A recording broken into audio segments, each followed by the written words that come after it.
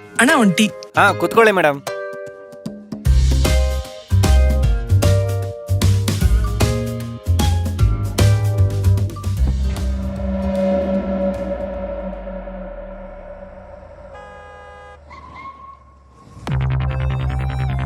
ಅವರೇ ಸಿದ್ಧಾರ್ಥ್ ಕಶ್ಯಪ್, ಬೆಂಗಳೂರಿನಲ್ಲಿ ಒಬ್ಬ ದೊಡ್ಡ ಬಿಸ್ನೆಸ್ ಮ್ಯಾನ್. ಸಿದ್ಧಾರ್ಥ್, ನೀನ್ ಏನ್ ಮಾಡ್ತೀಯೋ ಗೊತ್ತಿಲ್ಲ, ಇವತ್ತೇ ಮದ್ವೆ ಆಗ್ಲೇಬೇಕು. ಇಲ್ಲ ಅಂದ್ರೆ ಏನಾಗುತ್ತೆ ಅಂತ ನಿನಗೆ ಚೆನ್ನಾಗಿ ಗೊತ್ತು.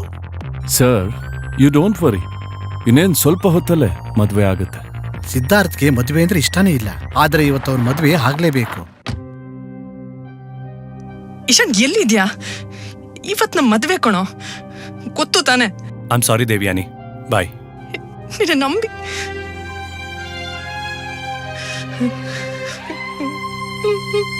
ಸರ್, ನಾವು ಫಿಕ್ಸ್ ಮಾಡಿದ ಹುಡುಗಿ ಫೋನು ನೋ ರೆಸ್ಪಾನ್ಸ್ ಬರ್ತಾ ಇದೆ. ವಾಟ್? No response? ಸರ್, ನೀನು ಏನ್ ಮಾಡ್ತೀಯೋ ನಂಗೆ ಗೊತ್ತಿಲ್ಲ. ನೋಡು, ಬರೀ 20 ನಿಮಿಷ ಮಾತ್ರ ಇದೆ.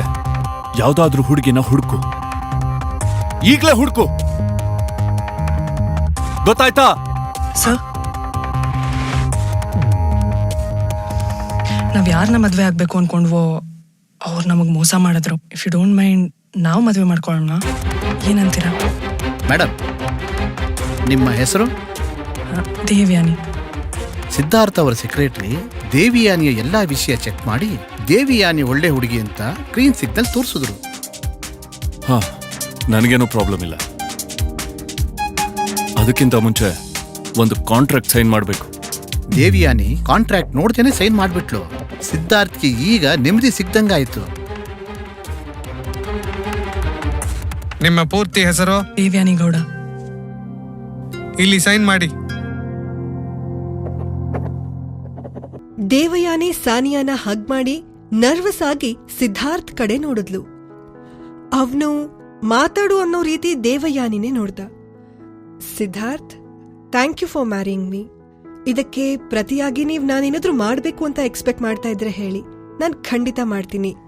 ಆದ್ರೆ ನನ್ಗೆ 2 ಸಣ್ಣ ರಿಕ್ವೆಸ್ಟ್ ಇದೆ, ನೀವು ಅದನ್ನ ನಡೆಸ್ಕೊಡ್ತೀರಾ ಅಂತ ನಂಬಿದ್ದೀನಿ ಅಂದ್ಲು. ಸಿದ್ಧಾರ್ಥ್ ಸುಸ್ತಾದ, ಹಾಗೆ ಅವನ ಶರ್ಟ್ ಕಾಲರ್ನ ಲೂಸ್ ಮಾಡ್ಕೊಂಡ. ಏನದು ಹೇಳು ಅಂದ. ಮೊದಲನೇದಾಗಿ, ನಾವು ಮದ್ವೆ ಮಾಡ್ಕೊಂಡಿರೋ ವಿಚಾರ ತೀರಾ ಅನಿವಾರ್ಯ ಅಲ್ದೆ ಹೋದ್ರೆ ಯಾರಿಗೂ ಹೇಳೋದಕ್ಕೆ ಹೋಗ್ಬೇಡಿ. ಇನ್ನೊಂದು, ನನ್ನ ಪರ್ಸನಲ್ ಲೈಫ್, ಕೆರಿಯರ್ ನಿರ್ಧಾರಕ್ಕೆ ನೀವು ಇಂಟರ್ಫಿಯರ್ ಆಗ್ಬಾರ್ದು. ಡೋಂಟ್ ವರಿ, ನಾನು ನಿಮ್ಮನ್ನ ಮದ್ವೆ ಆಗಿದ್ದೀನಿ, ಈ ಸಂಬಂಧಕ್ಕೆ ನಿಷ್ಠೆಯಿಂದ ಇರ್ತೀನಿ ಅಂದ್ಲು. ಅವಳ ಮಾತು ಕೇಳಿ ಸಿದ್ಧಾರ್ಥ್ ಒಂದು ಸಣ್ಣ ವ್ಯಂಗ್ಯವಾದ ನಗು ಬೀರ್ದ. ಎಸಿ ಆನ್ ಇದ್ರೂ ಕಾರ್ ಒಳಗೆ ಸಣ್ಣ ಅಪಾಯದ ಗಾಳಿ ಬೀಸಿದ ಹಾಗಾಯ್ತು. ದೇವಯಾನಿ, ನಾನು ನೀನ್ ಕೇಳಿದ್ದನ್ನ ಖಂಡಿತ ನಡೆಸ್ಕೊಡ್ತೀನಿ. ನೀನು ಸ್ವಲ್ಪ ಟೈಮ್ ತಗೋ, ನಿನ್ನ ಪಾಸ್ಟ್ನ ಏನೇ ವಿಚಾರಗಳಿದ್ರು ಅದನ್ನ ಸರಿ ಮಾಡ್ಕೋ. ಆಮೇಲೆ ನಾವಿಬ್ರು ಗಂಡ ಹೆಂಡತಿಯಾಗಿ ಬಾಳ್ಬೇಕು. ಆಮೇಲೆ ಜನಕ್ಕೆ ಅದನ್ನ ತಿಳಿಸೋದಕ್ಕೆ ಒಂದು ಸೆರೆಮನಿ ಆರ್ಗನೈಸ್ ಮಾಡ್ತೀನಿ ಅಂದ ಸಿದ್ಧಾರ್ಥ್. Thank you. ಆ್ಯಂಡ್ ಮದ್ವೆ ಆಗಿರೋ ಗಂಡ ಹೆಂಡತಿ ಬೇರೆ ಬೇರೆಯಾಗಿ ಬದುಕೋದು ನನಗ್ ಸರಿ ಅನ್ನಿಸ್ತಿಲ್ಲ. 3 days ಟೈಮ್ ತಗೋ, ನಿನ್ ಪ್ಯಾಕಿಂಗ್ ಎಲ್ಲ ಮುಗಿಸು, ಆಮೇಲೆ ನನ್ ಬಂಗ್ಲೋಗೆ ಮೂವ್ ಆಗೋಣ. ದೇವಯಾನಿಗೆ ಒಂದು ಕ್ಷಣ ಸಂಕೋಚ ಆದ್ರೂನು ಅವನು ಕೇಳೋದ್ರಲ್ಲೇನೂ ತಪ್ಪಿಲ್ಲ ಅನ್ನಿಸ್ತು. ಮದ್ವೆ ಆಗಿರೋ ಗಂಡ ಹೆಂಡತಿ ಜೊತೆಲೇ ಇರ್ಬೇಕಲ್ವಾ? ನಂಗೆ ಒಪ್ಗೆ ಇದೆ ಅಂದ್ಲು. ಗುಡ್. ಅವರಿಬ್ರ ಮಾತು ಮುಗಿತಿದ್ದ ಹಾಗೆ ಕಾರ್ ನಿಲ್ತು. ದೇವಯಾನಿ ನೋಡಿದ್ರೆ ಕಾರ್ ಅವಳ ಮನೆ ಮುಂದೆ ನಿಂತಿತ್ತು. ಸಿದ್ಧಾರ್ಥನ ಕೇರ್ ಬಗ್ಗೆ ಅವಳಿಗೆ ಖುಷಿ ಅನ್ನಿಸ್ತು. ಅವಳು ಸಿದ್ಧಾರ್ಥ್ಗೆ ಥ್ಯಾಂಕ್ಸ್ ಹೇಳಿ ಕಾರಿಂದ ಇಳಿದು ಮನೆ ಕಡೆ ಹೋದ್ಲು. ಸುಶಾಂತ್ ಕಾರ್ನ ಸ್ವಲ್ಪ ಮುಂದಕ್ಕೆ ಓಡಿಸಿ ಸೈಡ್ಗೆ ಹಾಕಿ ಕನ್ನಡಿಯಲ್ಲಿ ತನ್ನ ಬಾಸ್ ಕಡೆ ನೋಡಿ, ಸರ್, ಇಲ್ಲಿಂದ ಇನ್ನು ಆಫೀಸ್ಗೆ ಹೋಗೋಣವಾ ಅಥವಾ ಬಂಗ್ಲೋಗೆ ಹೋಗ್ಲಾ ಅಂದ. ಸುಶಾಂತ್, ದೇವಯಾನಿನ ಫಾಲೋ ಮಾಡು, ಅವಳ ಪ್ರತಿಯೊಂದು ಮೂವ್ ಕೂಡ ನನ್ಗೆ ರಿಪೋರ್ಟ್ ಮಾಡು ಅಂತ ಹೇಳಿ ಡೋರ್ ತೆಗೆದು ಕಾರಿಂದ ಇಳ್ದ ಸಿದ್ಧಾರ್ಥ್. ಸುಶಾಂತ್ಗೆ ತನ್ನ ಬಾಸ್ ಎಷ್ಟು ಸ್ಮಾರ್ಟ್, ಈಗಿನ್ನು ಮದ್ವೆ ಆದೋಳ ನೆಕ್ಸ್ಟ್ ಮೂವ್ ಬಗ್ಗೆ ಎಲ್ಲ ತಿಳ್ಕೋಬೇಕು ಅನ್ನೋ ಕಾಳಜಿ ಸರಿಯಾಗೇ ಇದೆ ಅನ್ನಿಸ್ತು. ಇದ್ದಕ್ಕಿದ್ದ ಹಾಗೆ ಎದುರು ಸಿಕ್ಕಿದ್ದ ಸಿದ್ಧಾರ್ಥ್ ನನ್ನ ಮದ್ವೆ ಮಾಡ್ಕೋ ಅನ್ಬೇಕಾದ್ರೆ ಏನೋ ಬಲವಾದ ಕಾರಣ ಇರ್ಬೇಕಲ್ವಾ?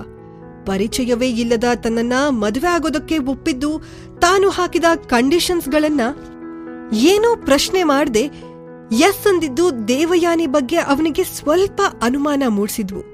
ಖಂಡಿತ ಇಲ್ಲೇನೋ ಆಗಿದೆ, ಸಿದ್ಧಾರ್ಥ್ನ ಮನಸ್ಸಿನಲ್ಲಿ ಈ ಥರ 1000 ಯೋಚನೆ ಮೂಡ್ತಿದ್ವು.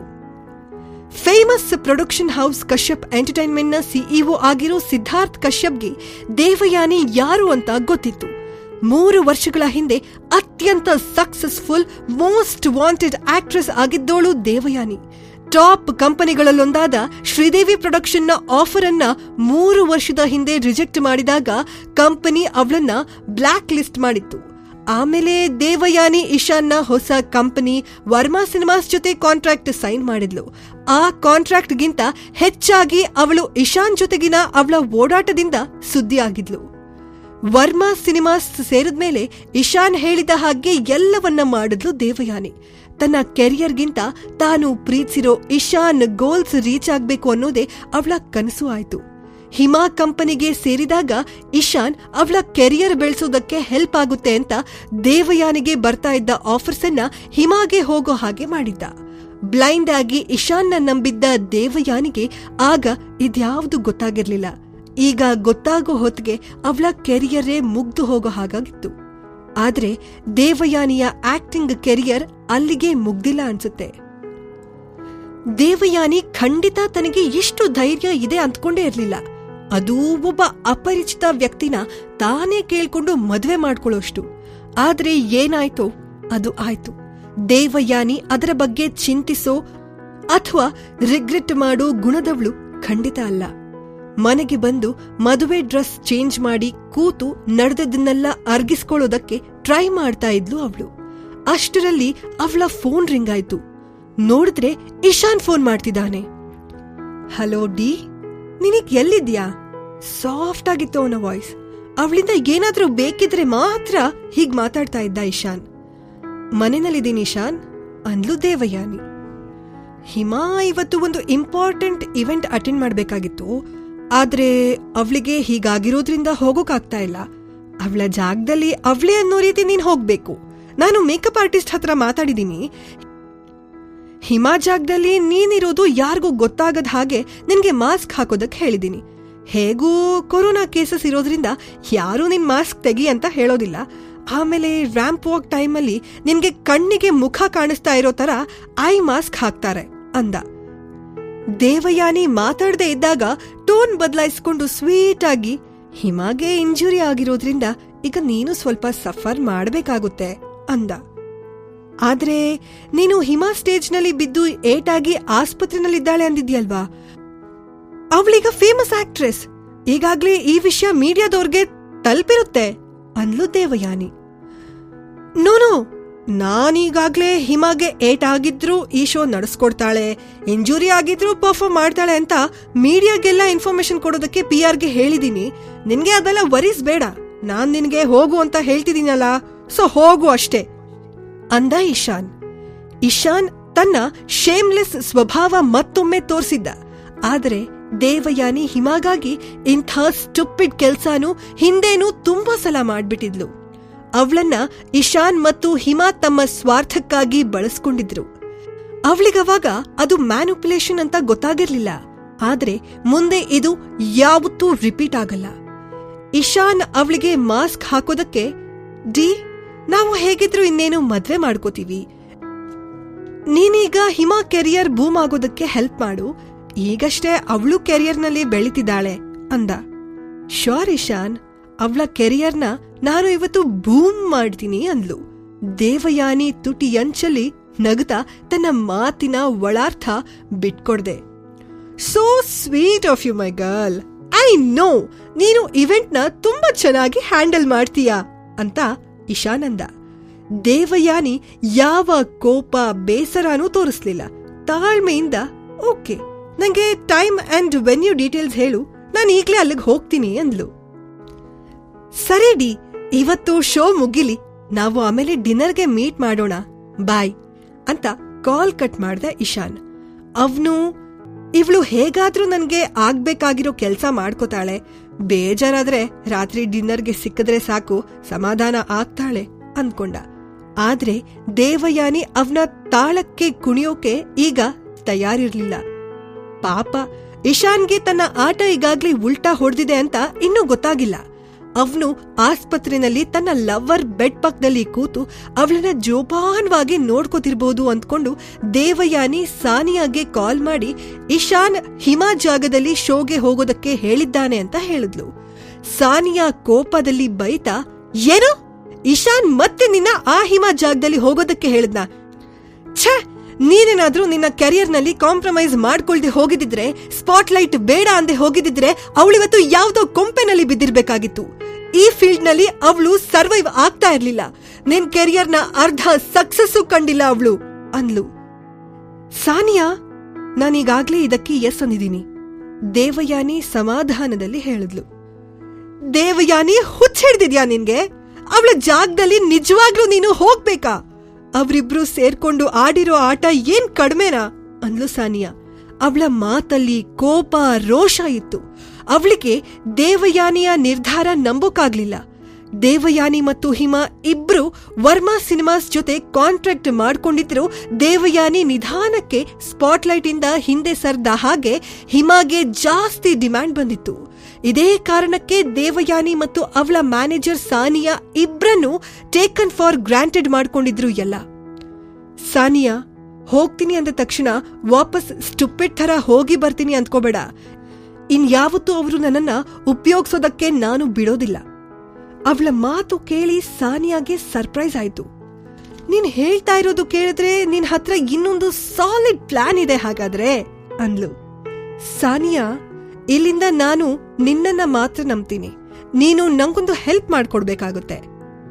ಶೋರ್, ಅದೇನ್ ಹೇಳು ಅಂದ್ಲು ಸಾನಿಯಾ. ನೋಡು, ಇಶಾನ್ ಮೀಡಿಯಾದವ್ರನ್ನ ಹಿಮಾ ಇಂಜುರಿ ಆದ್ರೂ ಇವೆಂಟ್ ಅಟೆಂಡ್ ಮಾಡಿದ್ದಾಳೆ ಅಂತ ನಂಬಿಸ್ಬೇಕಾಗಿದೆ. ಇದು ಹಿಮಾ ಕೆರಿಯರ್ ಕ್ರೆಡಿಬಿಲಿಟಿಯ ಪ್ರಶ್ನೆ. ಈ ಇವೆಂಟ್ ನ ಆರ್ಗನೈಸ್ ಮಾಡ್ತಿರೋರೇ ಅವಳ ನೆಕ್ಸ್ಟ್ ಮೂವಿಗೆ ಹಣ ಹಾಕ್ತಾ ಇರೋದು. ನಂಗೊಂದು ಹೆಲ್ಪ್ ಮಾಡು. ಅವಳಿರೋ ಕೇರ್ವೆಲ್ ಹಾಸ್ಪಿಟಲ್ಗೆ ಒಂದು ವಿಸಿಟ್ ಮಾಡ್ತೀಯಾ ಅಂತ ಕೇಳಿದ್ಲು ದೇವಯಾನಿ. ಶ್ಯೂರ್, ನನ್ಗೆ ನೀನೇನ್ ಪ್ಲಾನ್ ಮಾಡ್ತಿದ್ಯಾ ಅಂತ ಈಗ ಅರ್ಥ ಆಗ್ತಾ ಇದೆ.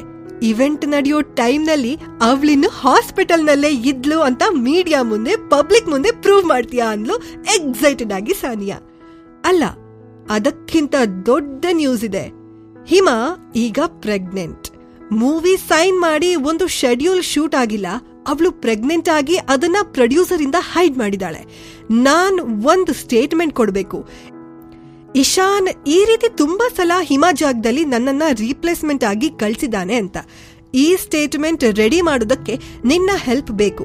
ಹಾಗೆ ಯಾವ ಯಾವ ಶೋಗಳಲ್ಲಿ ಅವಳ ಜಾಗದಲ್ಲಿ ನಾನು ಹೋಗಿದ್ದೀನಿ ಅಂತ ರಿಪೋರ್ಟ್ ಮಾಡೋದಕ್ಕೆ ಪ್ರೂಫ್ ಕೂಡ ಕಲೆಕ್ಟ್ ಮಾಡಬೇಕು. ಅದು ನಿನ್ ಜವಾಬ್ದಾರಿ ಅಂದ್ಲು ದೇವಯಾನಿ. ಸಾನಿಯಾಗಿ ಫುಲ್ ಖುಷಿ ಆಯ್ತು. ಅಬ್ಬಾ, ಇಬ್ರು ಎಂಥ ಮೋಸಗಾರರು. ಅವರು ದೇವಯಾನಿಗೆ ಬರೀ ಮೋಸ ಮಾಡಿದಷ್ಟೇ ಅಲ್ಲ, ಅವಳನ್ನ ತಮ್ಮ ಕೈಗೊಂಬೆ ತರ ಮನಸ್ಸಿಗೆ ತೋಚಿದ ಹಾಗೆ ಕುಣಿಸ್ಬಿಟ್ಟಿದ್ದಾರೆ ಅಂದ್ಕೊಂಡ್ಲು. ದೇವಯಾನಿ, ನೀನೇನು ಚಿಂತೆ ಮಾಡೋದಕ್ ಹೋಗ್ಬೇಡ. ನೀನು ಹೇಳೋದಷ್ಟು ಕೆಲಸ ಆಗುತ್ತೆ. ಇದ್ರಲ್ಲಿ ನಿನಗೆ ನಾನು ಹೆಲ್ಪ್ ಮಾಡ್ತೀನಿ ಅಂತ ಕಾಲ್ ಡಿಸ್ಕನೆಕ್ಟ್ ಮಾಡಿದ್ಲು ಸಾನಿಯಾ. ದೇವಯಾನಿಗೆ ಯಾವತ್ತೂ ಆಗದಿದ್ದ ವಿಶೇಷವಾದ ಸಮಾಧಾನದ ಫೀಲ್ ಈಗ ಆಗ್ತಾ ಇತ್ತು. ಅವಳಿಗೆ ಮೋಸ ಮಾಡಿದ ಇಬ್ರಿಗೂ ಅವರದ್ದೇ ರೀತಿನಲ್ಲಿ ತಕ್ಕ ಪಾಠ ಕಲಿಸೋದಕ್ಕೆ ರೆಡಿಯಾದ್ಲು ದೇವಯಾನಿ. ತನ್ನ ಪ್ಲಾನ್ಸ್ನೆಲ್ಲ ಸರಿಯಾಗಿದೆ ಅಂತ ಕನ್ಫರ್ಮ್ ಮಾಡ್ಕೊಂಡ ಮೇಲೆ ದೇವಯಾನಿ ಕಾರ್ ಸ್ಟಾರ್ಟ್ ಮಾಡಿ ಶೋ ನಡೆಯೋ ಜಾಗದಕ್ಕೆ ಡ್ರೈವ್ ಮಾಡಿದ್ಲು. ಅಲ್ಲಿ ಅವಳಿಗಾಗಿ ಹಿಮಾ ಅಸಿಸ್ಟೆಂಟ್ ಪ್ರದೀಪ್ ಕಾಯ್ತಾ ಇದ್ದ. ಅವನು ಕುಳ್ಳಗೆ ಗುಂಡ್ಗುಂಡಕ್ಕಿದ್ದ. ಅವನು ಯಾರನ್ನೂ ಕಣ್ಣಲ್ಲಿ ಕಣ್ಣಿಟ್ಟು ನೋಡಿ ಮಾತ್ನಾಡ್ಸೋನೆ ಆಗಿರ್ಲಿಲ್ಲ. ಇಶಾನ್ ಮತ್ತು ಹಿಮಾ ಜೊತೆ ಕೆಲ್ಸ ಮಾಡ್ತಿರೋದ್ರಿಂದ ಅವ್ರ ಥರ ಚಾಣಾಕ್ಷ ಗುಳ್ಳೆ ನರಿಯ ಕನ್ನಿಂಗ್ ಬುದ್ಧಿಯೂ ಇತ್ತು ಪ್ರದೀಪ್ಗೆ. ಆದ್ರೆ ದೇವಯಾನಿ ತುಂಬಾ ಕಷ್ಟಪಟ್ಟು ಫೀಲ್ಡ್ನಲ್ಲಿ ಬೆಳೆದವಳು. 3 ವರ್ಷದ ಹಿಂದೆ ಅವಳು ಕಂಡ ಸಕ್ಸಸ್ ಅವಳಿಗೆ ನೆಪೋಟಿಸಂನಿಂದ ಯಾರದ್ದೋ ಉಪಕಾರದಿಂದ ಬಂದಿರ್ಲಿಲ್ಲ. ಅವಳು ಟ್ಯಾಲೆಂಟೆಡ್ ಹೀರೋಯಿನ್ ಆಗಿದ್ರಿಂದ ಗಳಿಸಿದ್ದಾಗಿತ್ತು. ಅವಳನ್ನ ಲೈಟ್ ಆಗಿ ತಗೊಳ್ಳೋ ಧೈರ್ಯ ಪ್ರದೀಪ್ಗೂ ಇರ್ಲಿಲ್ಲ. ದೇವಯಾನಿಗೆ ಸಾಕಷ್ಟು ರೆಸ್ಪೆಕ್ಟ್ ಕೊಟ್ಟೆ ಮಾತನಾಡ್ತಾ ಇದ್ದ. ದೇವಯಾನಿ ಮೇಡಮ್, ಯಾಕೆ ಇಷ್ಟು ಲೇಟ್ ಆಯ್ತು? ಬನ್ನಿ, ಬೇಗ ನಿಮ್ ಮೇಕಪ್ ಸ್ಟಾರ್ಟ್ ಮಾಡ್ಬೇಕು ಅಂತ ಕರ್ಕೊಂಡು ಬೇಸ್ಮೆಂಟ್ ಕಡೆ ನಡೆದ. ಬೈ ದ ವೇ, ಇವತ್ತಿಂದ ಯಾವ ಥರದ ಶೋ ಪ್ರದೀಪ್ ಅಂತ ಕೇಳಿದ್ಲು ದೇವಯಾನಿ ಮೇಕಪ್ ಏರಿಯಾ ಕಡೆ ನಡೀತಾ. ಅಂತ ಸ್ಪೆಷಲ್ ಇವೆಂಟ್ ಏನಲ್ಲ, ಧನಲಕ್ಷ್ಮಿ ಜ್ಯುವೆಲರ್ಸ್ನ 100ನೇ ಬ್ರಾಂಚ್ ಇನಾಗ್ರೇಷನ್ ಮೇಡಮ್. ಇದು ಹಿಮಾ ಮೇಡಮ್ ಟೇಪ್ ಕಟ್ ಮಾಡಿ ಮಾಡಬೇಕಾಗಿತ್ತು. ಈಗ ನೀವು ರಿಬ್ಬನ್ ಕಟ್ ಮಾಡಿ ಇನಾಗ್ರೇಟ್ ಮಾಡಬೇಕು. ಆಮೇಲೆ ನೀವು ಮತ್ತೆ ಬೇರೆ ಮಾಡೆಲ್ಸ್ ಜ್ಯುವೆಲರೀಸ್ನ ಎಕ್ಸ್ಕ್ಲೂಸಿವ್ ಜ್ಯುವೆಲರೀಸ್ನ ಹಾಕೊಂಡು ವಾಕ್ ಮಾಡ್ತೀರಾ ಅಷ್ಟೇ ಅಂದ ಅವನು. ಆದ್ರೆ ಧನಲಕ್ಷ್ಮಿ ಜ್ಯುವೆಲರ್ಸ್ ಓನರ್ ಹಿಮಾಳ ಮುಂದಿನ ಸಿನಿಮಾಗೆ ಹಣ ಹಾಕ್ತಾ ಇರೋದು ಅಂತ ಮಾತ್ರ ಪ್ರದೀಪ್ ಬಾಯ್ ಬಿಡ್ಲಿಲ್ಲ. ಇನಾಗ್ರೇಷನ್ ಮುಗ್ದ ನಂತರ ಹಿಮಾ ಫೇಮಸ್ ಧನಲಕ್ಷ್ಮಿ ಜ್ಯುವೆಲರ್ಸ್ನ ಬ್ರ್ಯಾಂಡ್ ಅಂಬಾಸಿಡರ್ ಆಗಿ ಸೈನ್ ಮಾಡೋ ಪ್ರೋಗ್ರಾಮ್ ಇತ್ತು. ಅವರು ಹಿಮಾ ನೆಕ್ಸ್ಟ್ ಮೂವಿನ ಪ್ರೊಡ್ಯೂಸ್ ಬೇರೆ ಮಾಡೋರಿದ್ರು. ಆದ್ರೆ ಹಿಮಾಗೆ ಆಗಿರೋ ಇಂಜುರಿಯಿಂದ ಅವಳಿಗೆ ಜೀವನದಲ್ಲಿ ಒಮ್ಮೆ ಬರೋ ಇಂಥ ಅವಕಾಶ ತಪ್ಪಿ ಹೋಗ್ತಿತ್ತು. ಆಗ ಇಶಾನ್ ದೇವಯಾನಿಯನ್ನ ಉಪಯೋಗಿಸಿಕೊಳ್ಳೋ ಐಡಿಯಾ ಕೊಟ್ಟಿದ್ದು. ಹಿಮಾಗೆ ಇದರ ಬಗ್ಗೆ ಯಾವ ಆಕ್ಷೇಪಣೆನೂ ಇರಲಿಲ್ಲ. ಆದ್ರೆ ಹೋಗೋ ದಾರಿಯಲ್ಲಾಗಲೇ ದೇವಯಾನಿ ಅಂದಿನ ಶೋ ಬಗ್ಗೆ ಸಾಕಷ್ಟು ರಿಸರ್ಚ್ ಮಾಡ್ಕೊಂಡಿದ್ದಾಗಿತ್ತು.